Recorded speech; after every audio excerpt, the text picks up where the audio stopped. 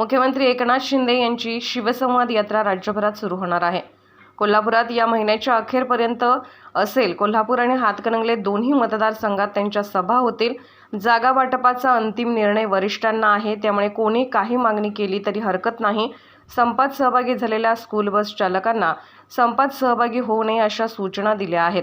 School bus चालक संपात सहभागी झाल्यास त्यांच्यावर कारवाईबाबत उद्या मंत्रिमंडळ बैठकीत निर्णय घेऊ।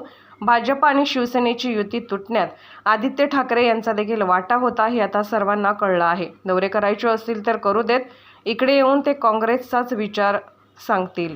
सगळीकडचे दौरे करून देईल। खरं तर ही युती तुटण्यामागे त्यांचा सुद्धा मोठा वाटा होता, याचा जनतेला कळायला लागलेला आहे आणि त्याच्यामुळे बाळासाहेबांच्या विचारापासून आता ते लांब झालेले आहेत। इथे येऊन काँग्रेसचे काय विचारते मात्र आता अजित पवारांचे ते गोडवे गावात आहेत। एक प्रकारे शिवाजीराव पाटील हे राष्ट्रवादीकडून लोकसभा पुण्यामध्ये लढवणार आहेत का, कारण त्या पद्धतीने संकेत मिळतात। हे बघा, आपल्याला माहिती आहे की पालघरच्या ज्यावेळेला लोकसभेची जागा ही शिवसेनेला देण्यात आली, त्यावेळेला भाजपचे उमेदवार सुद्धा आम्हाला दिलेले होते। ते शिवसेनेमध्ये सहभागी झाले आणि त्यांनी जर लढवला, त्यावेळेला जशी एकी होती सेना आणि भाजपची, तीच एकी आता आमची शिवसेना आणि भाजपमध्ये आहे आणि त्याच्यामुळे असा काही प्रश्न येणार नाही। आपण काही काळजी हे बघा, याच्यावर मी काय कॉमेंट करू शकणार नाही। आमची जागा आहे, आम्ही ती लढवणार, एवढंच मी पक्षाचा प्रतिनिधी म्हणून सांगू शकतो। तुम्ही आवाहन करताय स्कूल बस चालकांना, मात्र आव्हानानंतर जर ते सहभागी झाले यामध्ये तर सरकारकडून काही त्याच्यावर आम्ही उद्या आमची कॅबिनेट आहे, त्याच्यामध्ये आम्ही चर्चा करू आणि योग्य तो निर्णय दावा केलेला आहे किंवा त्यांची कशी मागणी काय नेमकं?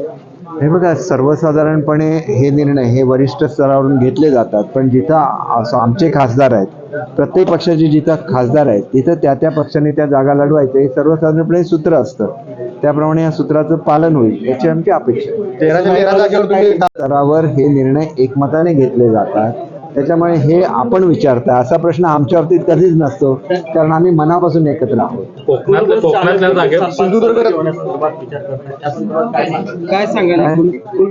एक गोष्ट अशी आहे की मी त्यांना नम्र आव्हान करतो की कुठल्याही परिस्थितीमध्ये वाहनाच्या संदर्भात असलेले प्रश्न आणि शिक्षण खात्यावर कुठल्याही परिस्थितीमध्ये त्याचा परिणाम होता कामा नये, याच्यासाठी त्यांनी आपसातच मीटिंग घ्यावी आणि मुलांना घेऊन जाणाऱ्या वगळांना जी वाहनं असतात त्यांना याच्यातून वगळावं अशी आमची त्यांना विनंती आहे।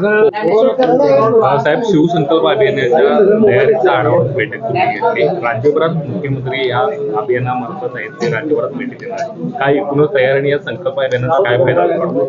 हे संकल्प अभियान होत असताना महाराष्ट्रामधले सर्व प्रतिनिधी हे कोल्हापूरमध्ये येतील आणि या ठिकाणी प्रतिनिधींची वेगळी सभा असणार आहे। म्हणजे कार्यकर्त्यांचा तो मेळावा आहे हा स्वतंत्र असेल आणि त्याच्यामध्ये महाराष्ट्रातून आलेले कार्यकर्ते आणि कोल्हापूरमध्ये असलेले कार्यकर्ते यांची एक संध्याकाळच्या वेळेला सभासुद्धा होणार आहे।